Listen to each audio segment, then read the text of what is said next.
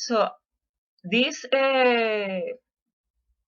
interaction between these four tribes gave birth to the English language, but we can the language, the English language, into the family of Western and Southern Eurasian languages. The branches of these languages, of this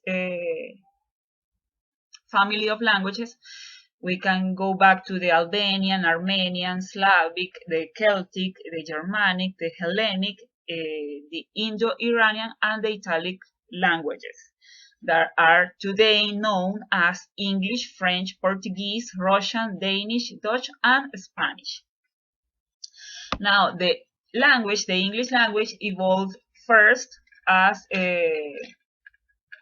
Old English, Middle English, Modern English, and Early Modern English, and Modern English. If we take a look into the documents, and you are going to do it when you study Beowulf, if you take a look into the documents in Old English, you can appreciate that it is almost a whole other idiom. It is completely different to what we know of English today. So we have to study it for itself.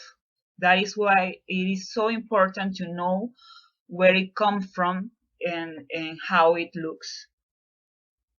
Here, this is an example of the Indo-European family tree of languages.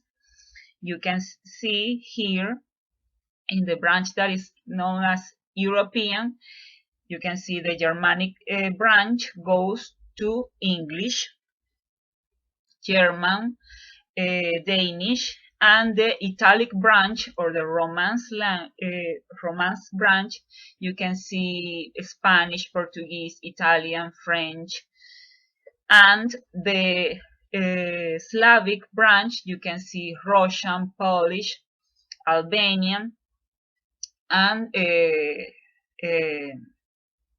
so on. Also, there is the Indo-Iranian branch with languages as Hindi, Bengali, and so on.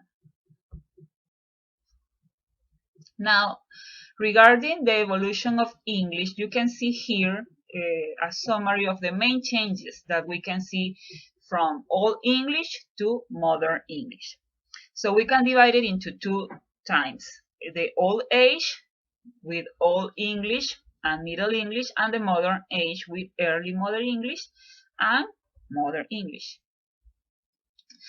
The Old English started receiving the foreign influence, as I told you, with this invasion of the Germanic tribes and the Norman invasion. Then the language started fusioning with these foreign influences, and the grammar started to evolve into what is known as Middle English. Also, the influence of French in this stage is very great. And here we start to see some of the manifestations of English literature. We can see the works of many renowned authors even today.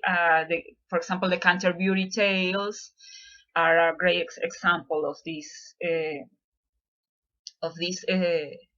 stage of Middle English. Then in Modern English or Early Modern English, the language started to change into what we know today, starting with the Great Vowel Shift, the use of something as basic that we take for granted as the capital letters and the alphabetical table.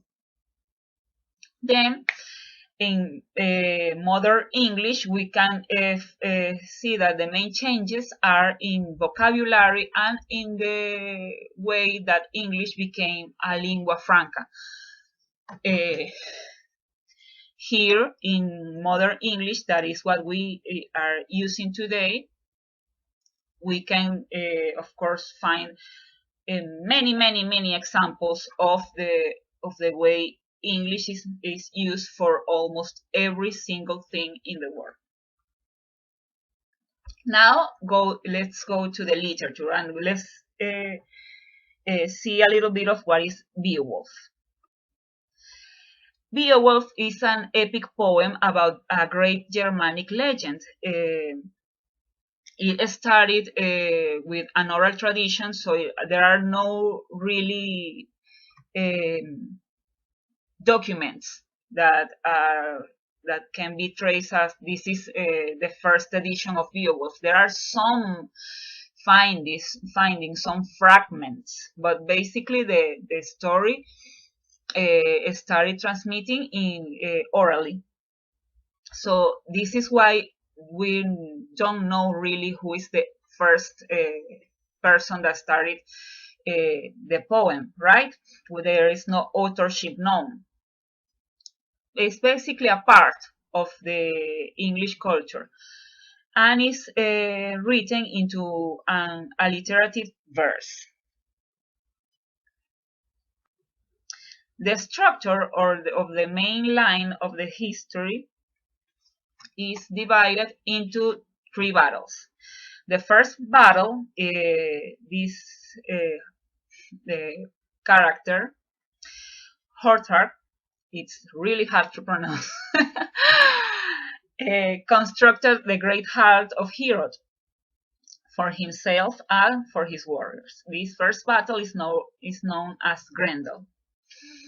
The second battle, or Grendel's mother, can be described as after celebrating Grendel's defeat. Grendel was the enemy of the protagonist of the story. Roptar and his men slept in the great hall of Herod.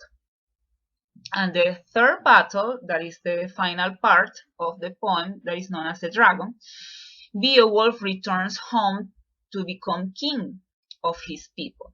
This is a very, very general summary. You will have to read or watch the story yourselves so you can really get to know what Beowulf is about.